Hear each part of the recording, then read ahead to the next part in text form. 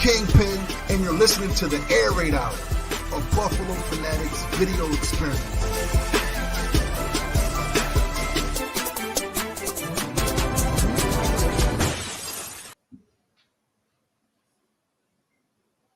Ladies and gentlemen, welcome into the Air Raid Hour presented by the Buffalo Fanatics. I am David Tilton on Twitter at TiltMoney, and I'm joined again tonight by producer / writer / film analyst / on-screen personality / do-it-all guy for Buffalo Fanatics right now, Kendall Mirsky at Mirsky Kendall on Twitter. We are brought to you tonight, as always, by symbol.app/fanatics. Get your $10 deposit bonus. Kendall, how are you doing tonight, my friend? Oh, I am ready. Randy already tossed it into the comments, and this is exactly how I'm feeling. Ready to see some short throws to open receivers, because that's been the last 18 years of Bills highlights, and now it's a lot different. Yeah. Trent Edwards. Shout out to whoever tossed that into Rico's comments, because I loved it. I think it was Matt Soda, maybe. I think it was. That was great. Sorry, I'll take that down. It's okay. We got Josh Clark asking, did Judge retire? No, Steve is off this week. He is spending some much earned quality time with his family. He's actually in Vegas, I believe, with his dad and maybe his brother. I'm not sure, but he is taking some time off. He's going to come back, recharge, refresh, and hopefully, he better be getting that tattoo. Truth to hearts, he better be getting that tattoo. And he we haven't forgotten. We haven't forgotten about that.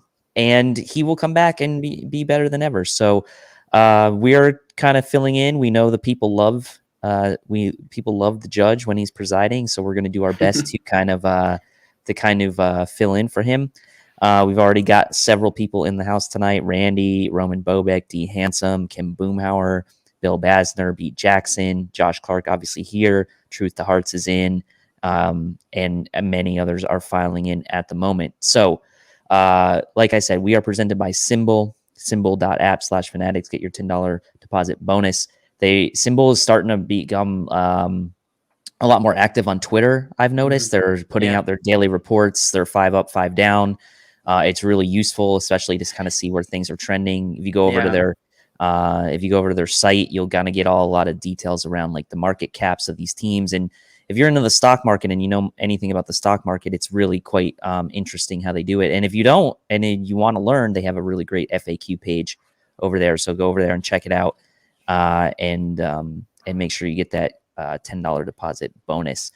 So tonight we're going to be doing something a little fun, a little different from the normal of the Air Raid Hour. For those of you that watch us, we know, that we typically do a lot around roster dissection, roster building. We're big into the draft review, player analysis. So we're still doing that. But we just decided that we would take tonight's show to really kind of take a trip down memory lane, relive some of the better moments of 2020. We've got the entire summer ahead of us to go through roster building, roster dissection, and we didn't want to leave Steve out for some of those conversations that he really likes. So we're going to go through tonight, Kendall and I, our top 5 plays from the regular season from 2020. And for full disclosure, we did this draft sort of offline, but we wanted to do that so that we could have clips of the plays that we picked from. So we will reveal to you our top 5 each in order, how we picked. Kendall picked first, and then me. We've got a couple honorable mentions. And as always, if you have a play or plays that you thought were great from the regular season, and you want us to talk about those, and we may even have a clip or two of some of the ones that you mentioned, go ahead and super chat. We'll make sure we get to your play right away. We'll stop whatever we're talking about and hit that play. Unless it's on our list, then we might save it, but we'll make sure we acknowledge yours. So again, we're just talking regular season here. So plays like, the Diggs touchdown against the Colts and the Teron Johnson interception against the Ravens. We're not going to talk about those tonight. We kept this to regular season only.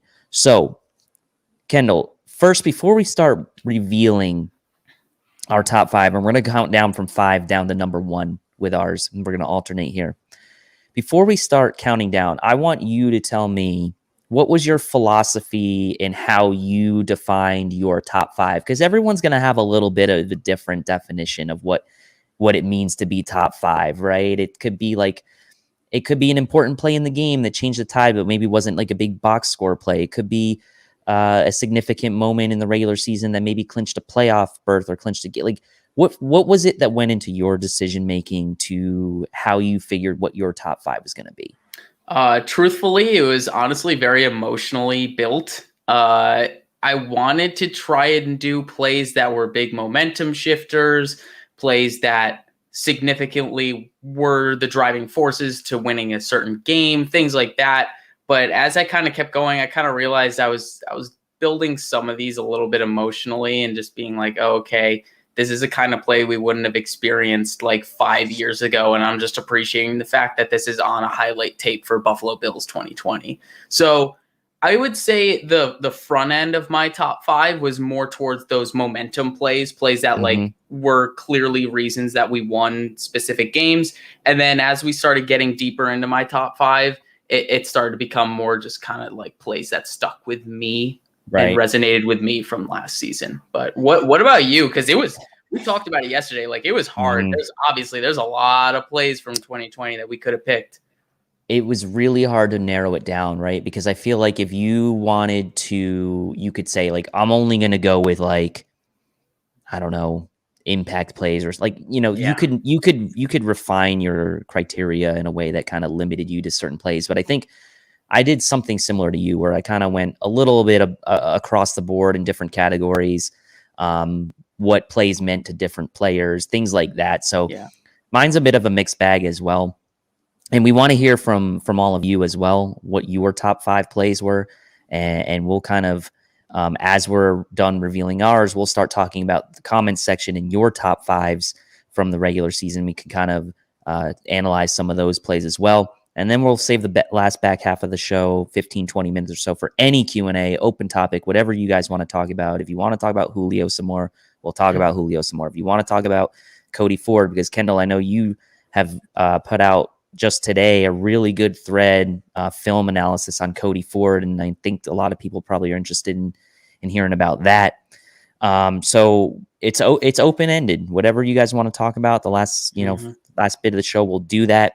And then obviously, we'll talk about your top plays as well. So without further ado, let's set the scene here. So for the comment section, the way we did this, Kendall picked first and we just alternated. So we didn't really do since it was 2 of us, we didn't really do a snake draft per se, like Kendall pick, then me pick 2, then him pick 2. Cause then it would have just been like, it wouldn't have worked. Like if you had 3 people, like when we did with Judge for the draft, stuff. So we just alternated. So you pick first, then me, and we just went to the end. So without further ado, why don't you reveal your number 5 top regular season play from 2020? So my number 5 top regular season play is the Tre'Davious White interception undercutting this DK Metcalf route against the Seattle Seahawks. Seems like it's not like this crazy big play or anything like that, but it really just shows how great Tre'Davious is, how smart he is, how he understands that, it's a 3rd and 14, whatever it was. He doesn't need to stay underneath so hard, and he just picks off that route. And not to mention the situation of it. I mean, I think the Bills were winning by 14 or something at this point with 9 minutes left in the game. So this could have been a moment where the Seahawks are starting to climb back into it, and they're, they're starting to put up their fight to come back. But, you see Trey pick it off, and he brings it back to the 5-yard line. I don't even remember what we did with that possession. Doesn't matter though, because all you have to do is put up points, and it's a 3-possession ball game, and it's pretty much in the bag. That might have been the one. Was that the one where Josh ran it into the right pylon? I don't remember. It might have been. I can't really remember. Don't. Yeah. But that's a great play. Just full of scoring. Well, you're right. In the situation, I think it can't be understated because we had just recently, I think it was a couple games before that, had blown a lead to the Rams and came back and won. The Seattle game was a couple weeks later, if I'm not mistaken, and there were some points in that game where you thought maybe Seattle was going to try to climb back into it. So that play was huge. Not only the pick, but like you said, to take it all the way back down, basically to the goal line, and essentially guaranteeing the Bills points there to make it a 3-possession game, was like a really big play. And it's especially a big play because at that point in time in the season, Russell Wilson was legitimately sort of at the top of the MVP discussion. If everyone recalls, like he was up there. I mean, he kind of faded, but Seattle was like the belle of the ball at that point in the regular season when they came to town. So remember going into that rough stretch, and everyone's like, "Oh, the Bills could, drop 2 out of 4 or whatever it was there with all those NFC West opponents coming up." And this is a great super chat from Mike Lasinski, and he says 3rd and 22 against the Rams. Allen rifles it to Beasley for the first down in one play. That's a turning point between new Bills and old Bills, and that's a great play.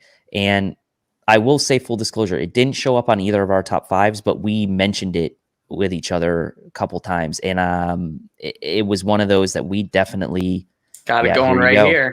There you go. We had it ready for you, and there it is. I also have another one attached to it too. But you're right, Mike. Like this is not a 3rd down conversion that we're used to converting. It's just not. But it was amazing. Like this is a moment where we thought that, we were all down and out of that game, but we still had a chance at that moment. And if it wasn't for this play, I mean, would we even have beat the Rams? And also, look how Beasley does. He catches it short of the line, and he just immediately gets upfield, gets low, gets just enough, and he gets the first down. And you're right, like turning point between new Bills and old Bills, very, very well put there, Mike. And I mean, Kendall and I struggled because this is definitely one of those plays where like it wasn't a scoring play, it wasn't like a 50-yard play. It wasn't like this massive touchdown, but it was a hugely important play in the regular season. And I definitely think that it deserves to be, if someone wanted to put that in their top 5 list, I would have no problem with it whatsoever. Yep. I think it could deserve to be there. It deserves the recognition. It's a great play. So good call, Mike, there. I'm glad we had that one queued up. My number 5 play was early in the season, and maybe a play that maybe some of us forgot about, but it was actually quite an important play in my mind. We were losing the game at the time, and it was against the Dolphins, and Josh Allen threw a touchdown pass. It was like a 6-yard touchdown pass to Gabe Davis, and if you recall, Gabe Davis full extension, got the hands under the ball, and gave the Bills the lead, because I believe the Bills were down 20-17 at that point in the game, if I'm not mistaken. And here it is. So Allen looks left, avoids the rush, rolls out, and then just hits Davis. Davis gets the hands under it, and it's a touchdown. Gives the Bills the lead with less than 6 minutes to go in the fourth quarter. And look how it's fingers, man. Like that's fingertips right there. And he gets the hands under it before he gets to the ground, gives the Bills the lead. And not only that, right? Like the catch and the throw, but like Allen looking left, getting, out of that pressure, shaking off a defender who made contact with him, by the way, and was still able to find Davis there in the back corner of the end zone. Obviously, we know he hit Brown later on to really seal the deal. But that play right there, to me, is a really important play in the regular season. And, people are now mentioning, Randy says the John Brown goal line dime beauty. Yeah, we've got that queued up as a play that we're going to talk about as well. So, and here's a great comment, right? Davis did not play like a rookie. So excited to see him this season. Hopefully he plays more, King Thriller says. So, man, yeah, I mean, let's pause really quick and talk about Gabriel Davis, right? Because we mentioned it a few times, with Sanders now in, replacing John Brown, like Gabriel Davis has, I mean, what a room, right? Like not any knock on John Brown, but like Beasley, Diggs, and now Emmanuel Sanders now as the guys in that room. Like this guy couldn't be in a better situation as a rookie. He couldn't be in a better situation as a second-year player in a high-volume offense. Like Gabriel Davis's talents maybe wouldn't have been exposed the way they were last year if he was on another team who didn't pass the ball as much as the Bills. So, man, what are your thoughts on Gabriel Davis, Kendall, heading into his second year? I mean, I'm just so tentative because I don't want to like put all my eggs in this basket because he is, I'd say, the youngest wide receiver in the Bills wide receiver room that generates the most excitement. You know, he's the one where you're thinking future of this wide receiver room. Obviously, Diggs is the wide receiver room, but you know, there's life after Diggs, and if you're looking at ages, life after Diggs is Davis. So I don't want to put all my eggs in that basket, but boy, was that rookie season something to really get excited about. If he can even marginally improve on what he did last year, that's all we need. You know, like I'm not expecting him to come into year 2 and be a full-fledged John Brown replacement.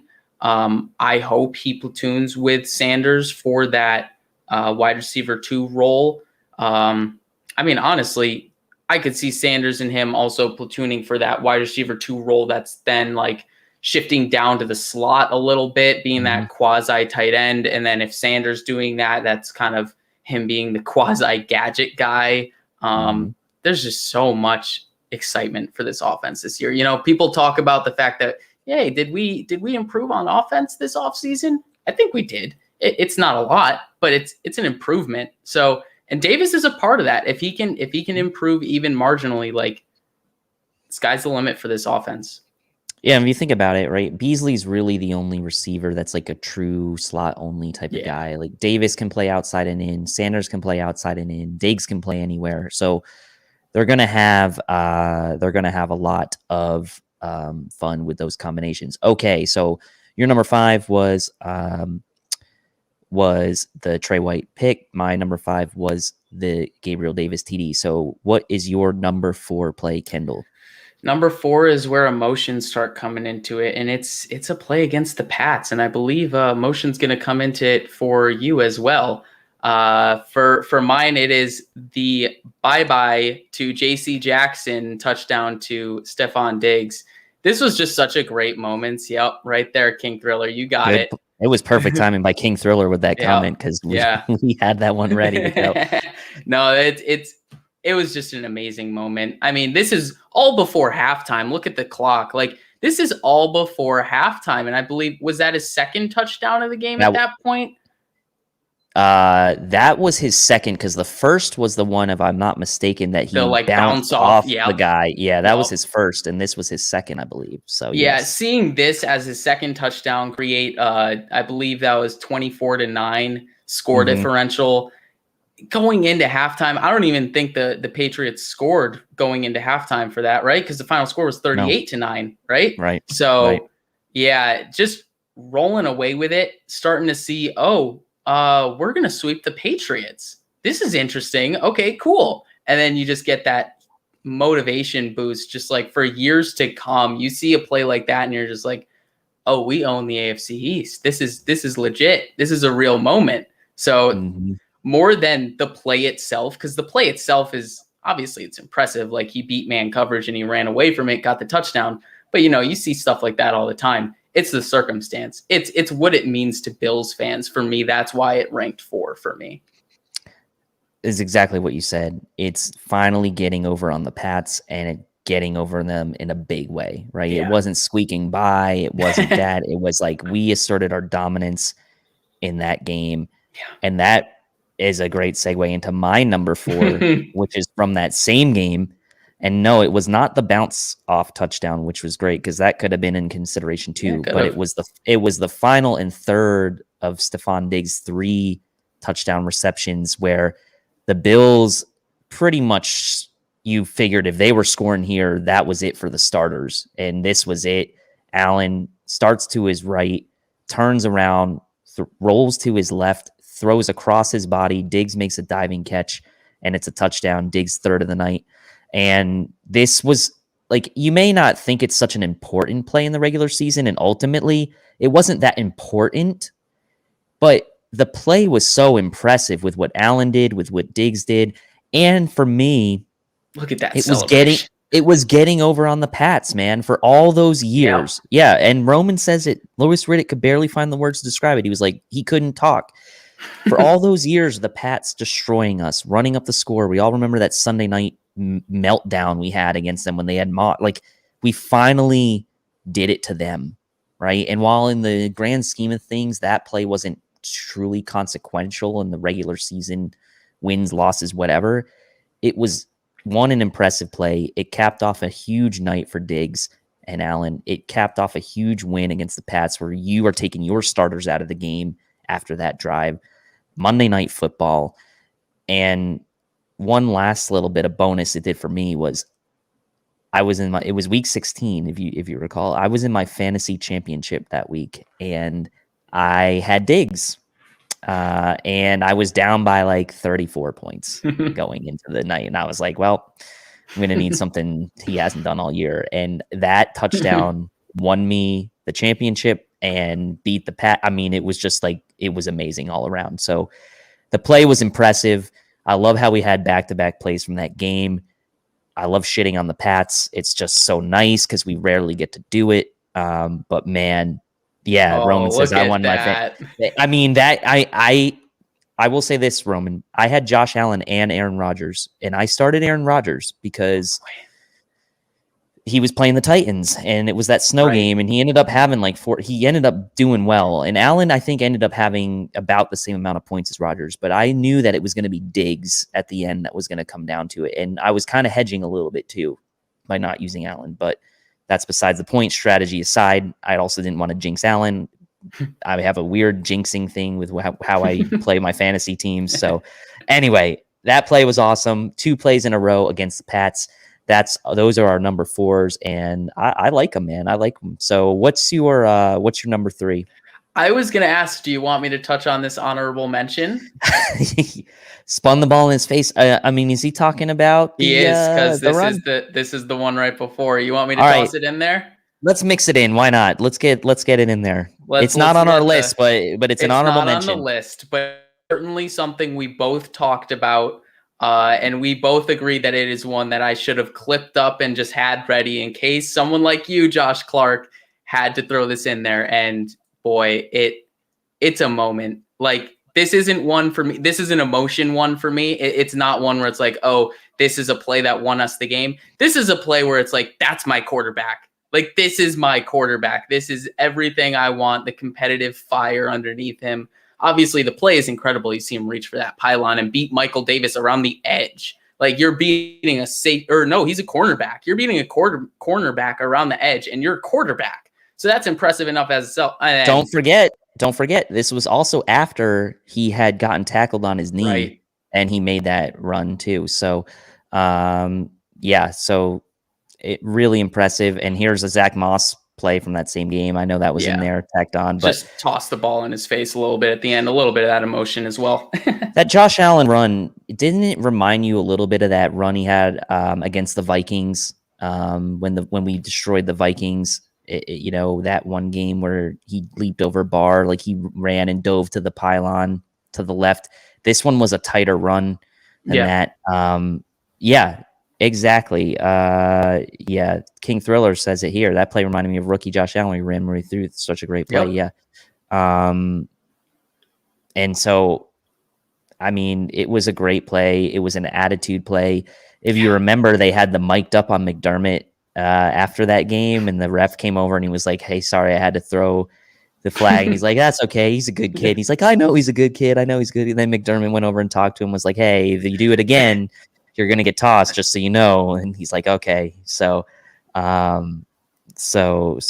I mean, we're, Bill, yes. Love the J. Thanks for responding so well to the chat. Like, we've got a couple queued up that we thought the chat was going to mention. We might not have all of them, but there's a few that we thought that the chat would mention and maybe that we didn't. Yes, Josh, that's what I'm talking about. That Superman dove in the Vikings game where he dove to the left pylon. And it was like one of those games. It was, what was so great about that Vikings game too, not to sidetrack too much, was that Nance and Romo were calling the game on CBS. Oh, and so I don't remember that. What made it nice for me was you had the CBS A team calling that game. and the Vikings were supposed to destroy us. If you remember, we were like 14-point underdogs. Like we were huge underdogs that game. And when he made that play, you could tell by the way that like Nance and Romo started talking about Josh that it was like, oh, okay, this is like what this guy's all about. Like, all right, that gets on. So I really like that's one of those little things that I pay attention to is just like the announcers for that game where Nance and Romo just kind of like made it feel a little bit better. So that was great. So my number 3. So let's go with it here. So this one probably isn't going to make a lot of people's lists, but I put it here for a couple reasons. One, the player. 2, not that it won us the game because we probably were going to win the game anyway, but like it put us in that sort of coast mode for the rest of the game. And it was significant in the sense that game won us the division, right? That was the game that we won the division. And it was kind of like a 2-parter. It was Tre'Davious White on one side and it was Jerry Hughes on the other. And it was the Jerry Hughes fumble return for a touchdown against Denver. I believe we were already up by like 2 scores. Yeah, we were up by 15. It was early in the third. Like there was really no threat by Denver that they were going to come back and win. But that was the drive that would have had them have a chance to come back, and it's over. It's over here. And you're just like thinking like, oh, when's he going to get tackled? When's he going to get tackled?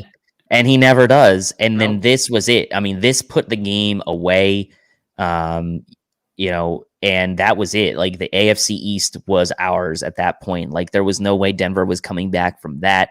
And I loved that it was Trey White causing the fumble on a sack when he doesn't really blitz that often.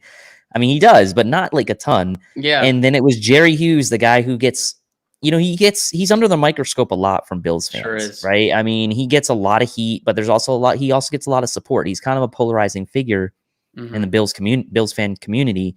So to see him do that, it was really special to me, especially for Jerry, who's been with the team, one of the longest, I think he is the longest tenured Bill. And for him to really make the play that I'll say sealed the AFC East for the Bills. I mean, it was just great. It coincides very well with the Tre'Davious White thing from my play number 5, the interception he had. It's great. He made the interception, but that return, like, the Bills, he could have returned it to the 5-yard line. The Bills could have fizzled out and they could have kicked a field goal, and Denver's technically still in it there. They have a little bit momentum back on their side because they had a huge, goal line stop. Instead, all of that is negated. It's not even a thing because Jerry Hughes returned the damn thing to the end zone. So I know. I was shocked that he didn't get tackled. Honestly, it was incredible. Mike comes in with the super chat. Thank you, Mike. In a different way, the Hail Murray did a lot for Buffalo. They didn't fold. They regrouped and went on winning streak. That's team growth. And, one of the plays I think you'll see is on Kendall's list, has some relevance to that. So Kendall, you're number 3. Cue it up, man. I mean, it's perfect segue. Yeah, it is. Thank you, Mike. It is a perfect segue, and you're right. It is kind of that moment of it's that teachable moment, but unfortunately and fortunately, double-edged sword kind of thing. I wish we didn't have that teachable moment. Who knows what the season would have been if we didn't have that? But boy, do I wish this touchdown to Stephon Diggs was the game winner, because it had all the makings of everything. I don't know if you remember this on the game broadcast. I wish I kept this audio in here. We couldn't talk over it if I did that. But right after that touchdown was scored, you hear Isaiah McKenzie run to the pylon and he goes, "This is why we brought you here. This is why we brought you here." Like right as he scores the touchdown. And he's right. Isaiah McKenzie is right. This is exactly why you go and make a move for Stephon Diggs, to go and beat Patrick Peterson one-on-one, make a crazy catch in the corner of the end zone. And I mean, it should have been the game winner, but obviously we know what happens next. But that's a play like we're all pipe dream thinking about like 5 years ago. And just the fact that it was the fact that it was converted the way that it was, and we even had a chance to win that game, is incredible. Because you look at it 5 years ago and say, hey, this is going to happen in your future, and you don't tell us the Hail Murray is coming, we're all signing up for it. So exactly. And a bunch of people are saying, couple people in the comments saying Diggs said that's why you pay me. Yeah, that's exactly why you pay me. Yeah. Pay him. And let me just say this about that play. The Hail Mary sucks. I mean, yeah, we know it does. But the fact that this play still gets so much run, even with the Hail Mary overshadowing it, tells you how special it was. And the fact that it was like a regular season game against an NFC opponent, and we obviously know the Bills went on to win the division, make it to the AFC Championship game, it takes the sting out of it a little bit for me. So to me, like I can go back still and watch that play and still feel happy about it, because like I can just live in that moment of that play and know like that really didn't have a bearing on the outcome of the Bills from a division standpoint, from a playoff standpoint, and so forth. Now, could it have had a bearing on them getting the number 1 seed? Maybe. Okay, you could maybe make that argument. You know, you definitely can. But that play, I could still watch that play, man. I could still watch that play. And truth to hearts is right. Josh was struggling that game. It wasn't his best game, but he battled. They came back. I mean, it was a tough game against the Cardinals. Like, the Cardinals on the road's not an easy game for the Bills traveling that far. Kyler Murray, we know, that wasn't a bad team. They were 8-8, yes, but that was not a bad team, the Cardinals. And, you know, honestly, maybe one of the better teams, like probably better than any team we played in. Well, Miami might have been better than, but like probably better than the Pats, better than so they were, you know, probably in the middle of the pack as far as opponents' toughness for us last year. But that play, let's watch it again. Can you roll it again? Because I want to see it again, because it's such a good play. And, you know, throwing it to his left, Diggs such a trust diving. throw. Such a trust throw. I think Claude put it in here. Yep.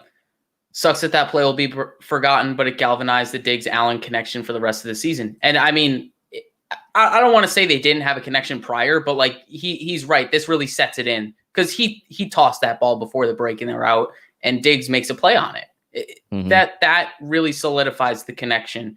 You're absolutely right. So it's an incredible play. I don't think Bills fans will ever forget that play, but nationally, that play will be forgotten. Nationally, you're right. We won't forget it, but you're right. Nationally, it will get forgotten. And that was one of the pictures I had on the show title on YouTube, is like the bottom right graphic is Diggs diving for that ball. So yeah, it's iconic. It really is. It's a shame it was taken away in the way that it was, though. It really is. Still a top moment. Still a top moment. Yeah, totally. All right. So that was your number 2, right? That was my number 3. So we can hop to your number 2, which actually coincides with an earlier one, which would not, your number 2 would not have been credible if it was not for Cole Beasley's 3rd and 22 conversion. Right. All right. So my number 2 is the Tyler Kroft game-winning touchdown against the Rams. Now, yes, I know people are going to say, well, the 2 different 3rd down conversions were bigger plays, and I totally understand that. You had to have those 3rd down conversions. I'm not discounting the importance of those plays, but at the end of the day, you still had to get the ball in the end zone to take the lead. Yep. Were you bailed out a little bit by a call? Maybe you were. But the fact of the matter is, you still had to get the ball in the end zone to win. Josh threw a ball that only Tyler Kroft could catch, and that was not an easy catch, okay? It was not an easy catch. So for me, this was a play that, I mean, Tyler Kroft goes up, gets it. For a guy like Kroft, who battled injuries, had his moments, but they were far and few in between, right? He had the touchdown against the Steelers the year prior to seal that game pretty much, and he had this touchdown to win the game for the Bills. And especially after we know how the Bills blew the 25-point lead, we know there was the PI, the interception. That was a non-interception, and that was Kroft, right? So it was Kroft at the end to get a little redemption for the Bills to not blow that game. Again, like we talk about difference between new Bills and old Bills on those 3rd down conversions. There's another capper right there, right? New Bills versus old Bills. I got to show some love to Tyler Kroft there. Good throw by Allen, obviously, but way to go for Kroft to go up and get it. I feel for a guy like Kroft who has had to battle through so many injuries. I like to see a guy like that have his moment in a big spot and win the game. So between that Steelers touchdown he had the year prior on Sunday night and that touchdown right there, and the Bills not having to live with that blown lead game, because who knows what that would have spiraled into right later on, like the next few weeks. That was huge. And so for me, that was my number 2. Yeah, no, I get it. I totally get it, man. I mean, that play would not have been converted, in prior years. It really wouldn't have. All right, so what play are we on here? I got play number 2 on my end, right? Hold on. They were saying we've got the stream was suspended, so for policy violations, I guess, because we're showing the video. So let me stop showing the videos. I'm gonna have to start a new broadcast. Yeah. All right.